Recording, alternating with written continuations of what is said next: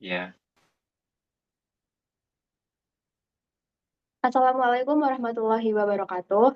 Halo semuanya, di sini kami dari kelompok 4 akan mempresentasikan hasil SRS Final Project dari mata kuliah Rekayasa Kebutuhan Perangkat Lunak. Sebelumnya, perkenalkan dari kelompok 4. Yang pertama ada saya, Naila Eka Wida Zulfia, dengan NRP 100. Kemudian ada saya, Faiza Fikairina dengan RP terakhir 101. Perkenalkan nama saya Laurentius Lavrelius Wandi dengan NRP terakhir 102. perkenalkan nama saya Muhammad Ramdan Zulfikri dengan NRP terakhir 106. Di sini kami dari kelompok 6 membuat sistem bernama Paris, yaitu Parking Information System. Boleh ke bawahin?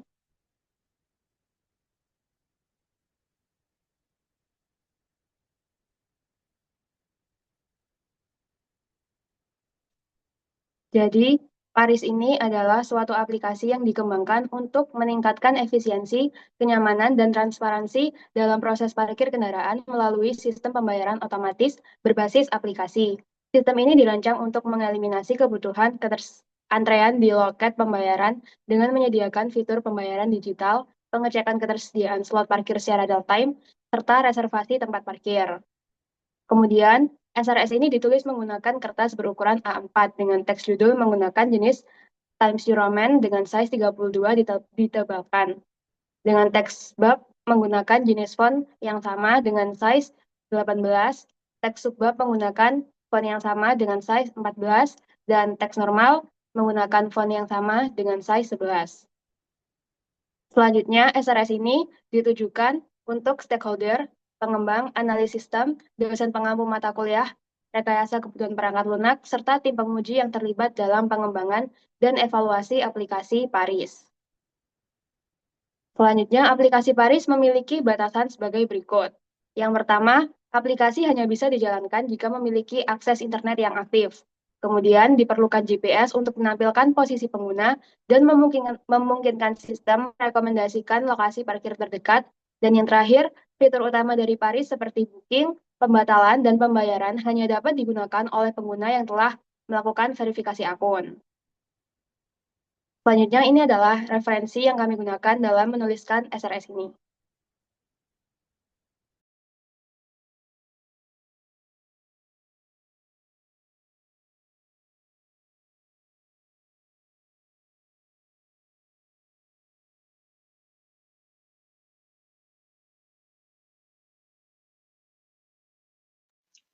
Ayo, Oke. selamat. Ini aku mau ngomong kok, Cat. Ah, Ya kan ini berikutnya tuh sertifikat kan.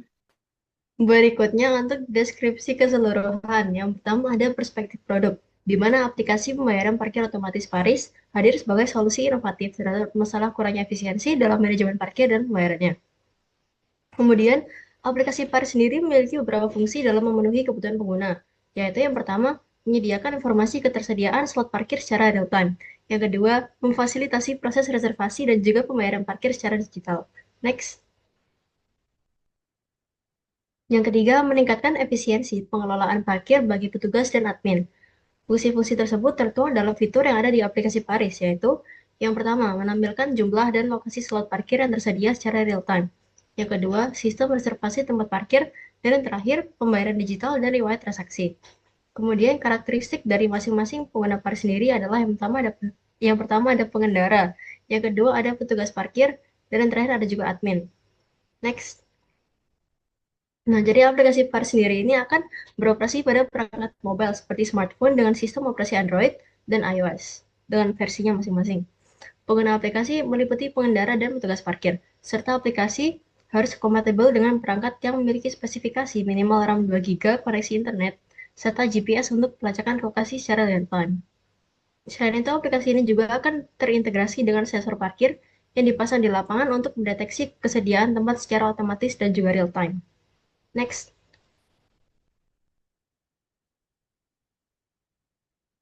Kemudian untuk batasan desain dan implementasi.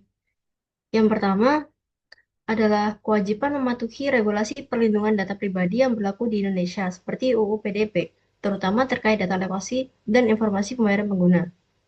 Kemudian, sistem backend harus juga mendukung operasi paralel agar bisa menangani banyak proses booking dan pembaruan data secara bersamaan tanpa konflik. Next.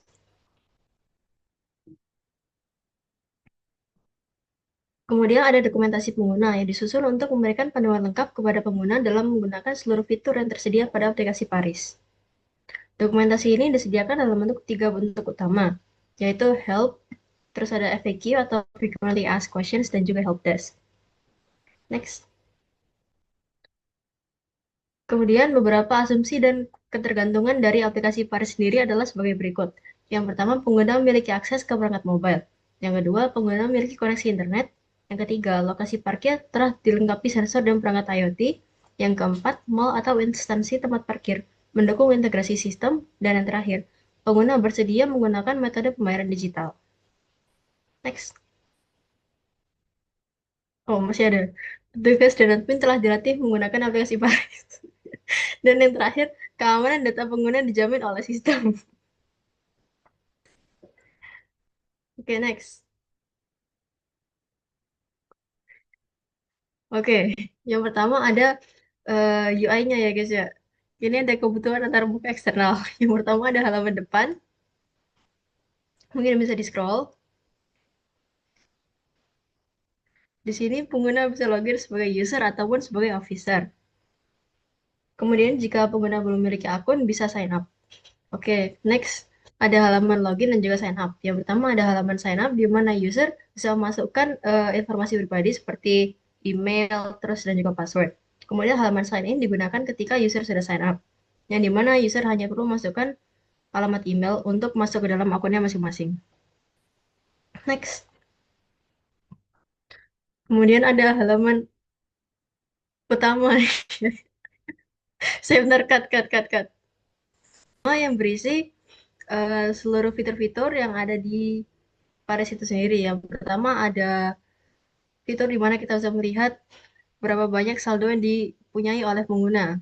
Kemudian ada juga suggested locations atau lokasi-lokasi yang telah disuggest oleh aplikasi Paris. Kemudian ada juga fitur home, wallet, pay, map, dan juga user. Kemudian kita juga bisa melihat di map ini kira-kira lokasi terdekat di mana dan kita disuggest untuk parkir kemana. Begitu guys. Lanjut next. Kemudian ada halaman profil pengguna, di mana di sini pengguna bisa melihat aktivitasnya, kemudian kendaraan apa saja yang dipunya, kemudian metode pembayaran, help center, dan juga untuk mengganti passwordnya. Next. Nah, berikutnya ada halaman pemesanan parkir, di mana di sini pengguna bisa melihat slot parkir yang sedang dipakai dan yang sedang tidak dipakai per lantai masing-masing. Di sini pengguna bisa melihat kira-kira berapa persen sih area parkir yang sudah dipakai di suatu tempat atau instansi, dan juga pengguna bisa membayar gitu. Next. Nah, di sini ada tempat pembayaran setelah kita klik dari halaman yang tadi. Di sini ada QR code berupa QRIS yang bisa di-scan oleh pengguna untuk membayar. Dan juga terdapat fitur pembatalan jika pengguna ingin membatalkan reservasi. Next. Kemudian ada halaman riwayat pemesanan, di mana user bisa melihat histori pemesanan mereka, kira-kira sudah parkir di mana saja, dan juga sudah menghabiskan waktu berapa lama, dan juga menghabiskan uang berapa banyak. Begitu. Oke, next akan dilanjutkan oleh teman saya. Oke, selanjutnya setelah dari user interface dari Paris, ada juga antarmuka perangkat keras yang dibutuhkan oleh Paris ini. Nah, aplikasi Paris ini membutuhkan perangkat yang memiliki kemampuan untuk terhubung dengan jaringan internet cepat agar bisa mengakses seluruh fitur yang disediakan seperti pengecekan ketersediaan slot parkir, reservasi parkir, dan pembayaran digital. Nah, di sini ada beberapa spesifikasi minimum perangkat keras yang dibutuhkan agar Paris ini agar berjalan dengan optimal. Di sini bisa lihat sistem operasinya, lalu RAM, ROM, dan lain-lainnya. Next. Selanjutnya ada antarmuka perangkat lunak. aplikasi Paris ini dirancang untuk dapat beroperasi secara optimal pada perangkat dengan sistem operasi minimal iOS 12 dan Android 7. Aplikasi ini mengelola dan menyimpan data pengguna, informasi ketersediaan tempat parkir, riwayat transaksi, serta detail lokasi menggunakan MySQL. Nah, aplikasi Paris ini terintegrasi dengan pihak ketiga seperti Google Maps, API untuk menampilkan lokasi parkir, navigasi, dan estimasi jarak pengguna ke lokasi Paris ke lokasi parkir yang tertuju. Yang selanjutnya ada antarmuka komunikasi. Aplikasi Paris bertindak sebagai penghubung antara pengguna dan dengan sistem manajemen parkir otomatis yang terintegrasi. Oke.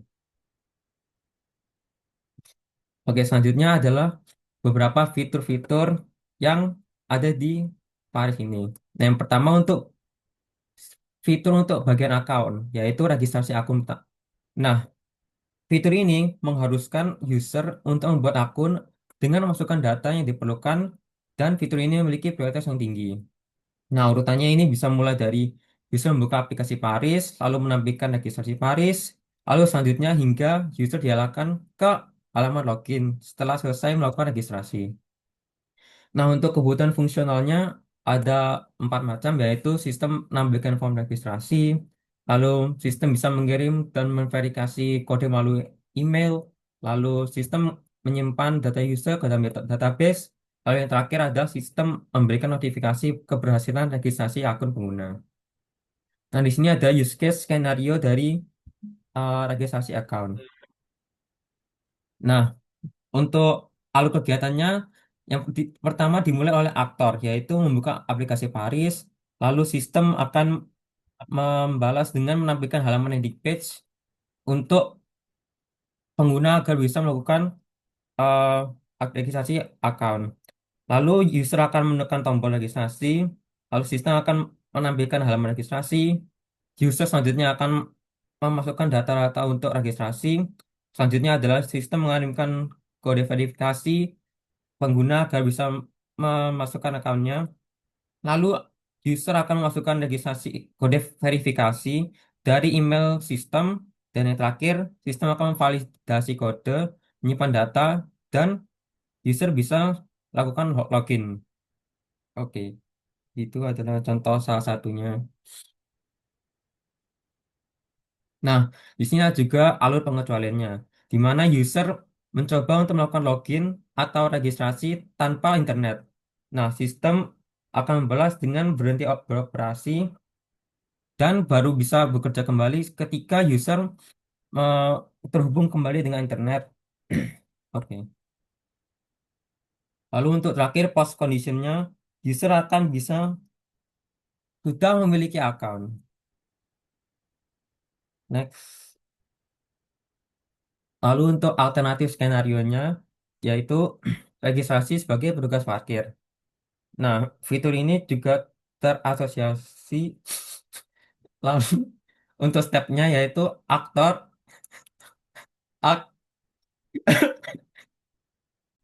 Oke, yang pertama adalah user memilih registrasi petugas parkir. Selanjutnya adalah sistem menampilkan opsi registrasi sebagai petugas. Sudah. Lalu ada alternatif skenario kedua yaitu registrasi sebagai petugas parkir di tempat parkir baru. Nah, stepnya ada dua, yaitu user memilih registrasi sebagai petugas parkir. Lalu sistem akan menampilkan halaman registrasi ke tempat parkir. Next. Lalu Eh, selanjutnya untuk Pira. Nomor fitur account nomor untuk 12 lagi dua, login. Pira. Oke, selanjutnya adalah fitur login. Di sini pengguna untuk alurnya yaitu pengguna akan membuka aplikasi Paris. Selanjutnya adalah sistem menampilkan landing page dan menampilkan bagian login dan register. Lalu user akan memilih bagian login. Setelah itu, user akan mengisi data-data kredensial akun yang dimilikinya. Nah, setelah user melakukan login, sistem akan memvalidasi akun pengguna dan jika benar maka sistem akan langsung masuk ke halaman utama dari Paris. Nah, selanjutnya untuk fitur dari account, kita lanjutkan ke bagian booking slot parkir. Nah, di sini ada fitur ketersediaan tempat parkir. Nah, untuk alurnya sendiri, user akan memilih menu cari tempat parkir. Selanjutnya, sistem akan menampilkan daftar lokasi yang tersedia. Selanjutnya, kembali ke user lagi, user akan memilih salah satu lokasi parkir, dan yang terakhir, sistem akan menampilkan jumlah slot yang tersedia dan informasi lokasi secara real time. Selanjutnya, yang kedua, dari booking slot parkir, yaitu reservasi tempat parkir. Untuk alurnya sendiri, user akan memilih lokasi parkir dari daftar yang tersedia. Lalu, sistem akan menampilkan informasi slot yang tersedia dan tarif parkir yang ditentukan. Lalu, user akan memilih waktu dan durasi parkir dan menekan tombol booking. Lalu, untuk terakhirnya, sistem akan memverifikasi ketersediaan slot, menyimpan data booking, dan menampilkan konfirmasi kepada user. Nah, selanjutnya, untuk fitur memberi penilaian.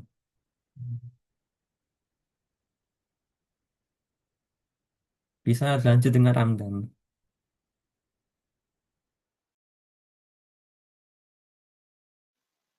Oke, selanjutnya dari folder memberi penilaian ada pemberian penilaian. Fitur ini memiliki prioritas yang rendah karena eh, tidak harus semua user memberikan penilaian. Untuk aktornya sendiri adalah pengendara, yaitu ketika pengendara sudah melakukan sesi parkirnya. Untuk alurnya, yang pertama, sistem menampilkan pop-up penilaian setelah parkir selesai, lalu user memberikan rating dan komentar serta menekan tombol kirim. Lalu yang ketiga, sistem memvalidasi input dan menyimpan penilaian user. Kemudian ditampilkan pesan sukses, terima kasih atas penilaiannya. Selanjutnya ada fitur melihat penilaian. Fitur ini juga memiliki prioritas rendah dan aktornya di sini adalah pengendara dan petugas parkir. Di sini preconditionnya adalah user telah login dan memilih layanan parkir yang ingin dilihat penilaiannya. Untuk alur yang pertama, user memilih layanan parkir yang ingin dilihat, lalu sistem menampilkan detail layanan parkir, lalu user menekan tombol lihat penilaian, dan yang terakhir sistem mengambil data penilaian dari database dan menampilkannya. Lalu ada pembelasan komentar yang juga memiliki prioritas rendah. Untuk aktornya sendiri juga petugas parkir. Alur utamanya adalah petugas parkir membuka halaman komentar, memilih komentar, serta mengetik dan mengirim balasan. Lalu sistem menyimpan dan menampilkan balasan di bawah komentar pengguna. Selanjutnya user dapat melihat balasan saat membuka riwayat penilaian. Selanjutnya ada pelaporan komentar. Pelaporan komentar di sini memiliki prioritas yang juga sangat rendah. Untuk aktornya sendiri tetap sama petugas parkir. Sedangkan alur pertama, petugas parkir menekan tombol laporkan di komentar yang dipilih. Lalu sistem menampilkan pilihan alasan pelapor tersebut, misalnya SARA, spam, atau tidak relevan. Lalu petugas parkir memilih alasan dan menekan tombol kirim. Dan yang terakhir, sistem menyimpan laporan dan memberikan notifikasi kepada admin. Oke, langsung saja kita lanjut ke bab 5. Kebutuhan non-fungsional. Untuk non-fungsional sendiri menggambarkan kualitas dan batasan teknis dari sistem Paris ini sendiri. Kemudian ini meliputi performa, kendala, keamanan, probabilitas, dan kemudahan penggunaan sistem agar dapat digunakan dengan lancar oleh semua aktor. Untuk yang pertama, kemudahan performa. Di antara lain adalah sistem harus membuat halaman utama dan menampilkan data slot parkir dalam waktu kurang dari 3 detik saat sejak pengguna membuka aplikasi. Lalu kedua, respon time system secara keseluruhan dalam 95% dan kasus tidak lebih dari 10 detik. Untuk yang ketiga, sistem harus mampu menangani minimal 1.000 pengguna aktif secara bersamaan tanpa penurunan performa aplikasi lebih dari 5%. Dan yang terakhir, waktu sistem aktif atau uptime minimal 99,5% per bulan, dihitung dari total waktu operasional. Untuk kategori yang kedua yaitu kebutuhan keamanan. Di antaranya adalah semua data pengguna dan transaksi harus dienkripsi menggunakan AES-256 saat penyimpanan dan TLS 1,3 saat transmisi. Setiap transaksi parkir masukkan QR code unik dengan masa berlaku kurang dari 5 menit. Lalu sistem harus menyediakan autentikasi dua faktor atau 2FA untuk setiap akun pengguna dan admin saat login dari perangkat baru. Untuk kategori yang ketiga, ada kualitas atribut perangkat lunak. Di antaranya adalah yang pertama, sistem dapat diakses oleh pengguna kapanpun, terutama sistem Paris yang bersifat real-time 24/7. Lalu, aplikasi dapat berjalan lancar untuk device mobile, terutama Android versi 9 ke atas dan iOS 13 ke atas. Untuk yang ketiga, tampilan aplikasi harus dapat menyesuaikan resolusi layar mulai dari 480 ke 500 atau HP kecil sampai HP flagship yang mungkin ukurannya 1440 kali 3040 tanpa gangguan layout.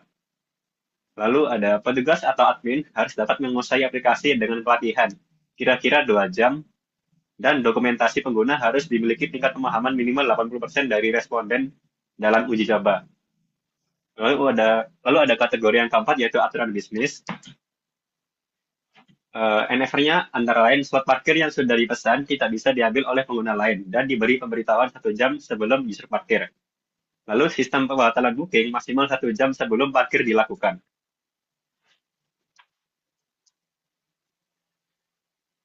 Semua aktivitas penting, booking, pembayaran, pembatalan, laporan, dan lain-lain akan dicatat dan disimpan selama minimal 6 tahun. Lalu, notifikasi hasil booking terkirim dalam waktu kurang dari 3 detik setelah booking dilakukan. Lalu yang terakhir ada bab 6 yaitu kebutuhan lainnya. Pause. Ini dibaca ya. Lalu yang terakhir ada bab 6 yaitu kebutuhan lainnya.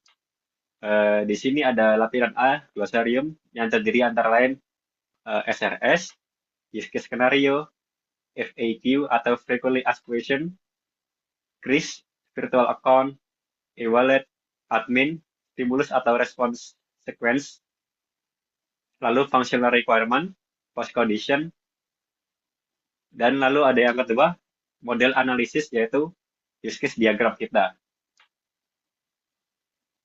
Bisa dilihat sendiri di sini. Seperti apa use case diagram kita. Pos itu jelas nih. Start. Oke. Lalu yang kedua ada model analisis. Yaitu yang terdiri atas use case diagram kita. Use case diagram ini terdiri dari 4 package. Yang pertama adalah akun dengan aktor pengendara, petugas parkir, dan admin. Semuanya memiliki masing-masing bubble-nya sendiri atau tugasnya sendiri. Anjing kok tugas ya? Selanjutnya ada lampiran B yaitu model analisis. Model analisis berisi use case diagram kita yang terdiri dari 4 package. Yang diantaranya adalah akun, booking slot parkir, memberi penilaian, dan melaporkan masalah. Lalu yang terakhir ada daftar yang akan ditentukan. Oke. Lalu yang terakhir ada lampiran C yang akan ditentukan. Yaitu yang terdiri atas pertanyaan dan jawabannya. Di antara lain adalah bagaimana integrasi API dengan payment gateway Paris nantinya. Dengan jawaban, sekarang masih belum ditentukan secara pasti gateway apa yang digunakan. Lalu, pertanyaan, bagaimana jika ada pelanggan yang melanggar aturan Paris nantinya? Jawabannya yaitu sistem nantinya akan mengimplementasikan peringatan dan sanksi secara bertahap serta bergantung dengan tingkat pelanggaran dari pengguna. Lalu yang ketiga ada bagaimana pengelolaan parkir oleh pihak ketiga Paris. Dengan jawaban, untuk pengelolaan pihak ketiga, kira-kira akan melakukan kerjasama untuk membantu mengatur slot parkir dan menanggapi rating pengguna. Lalu pertanyaan kira bagaimana skema monetasi dan biaya layanan Paris nantinya? Jawabannya adalah, Paris kira-kira akan mengadopsi skema monetasi seperti biaya layanan. Dan selanjutnya dilanjutkan oleh teman saya Naila.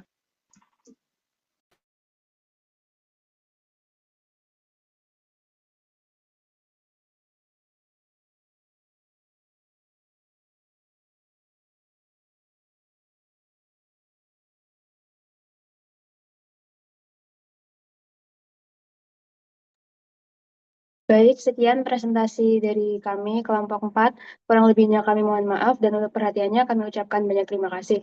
Wassalamualaikum warahmatullahi wabarakatuh.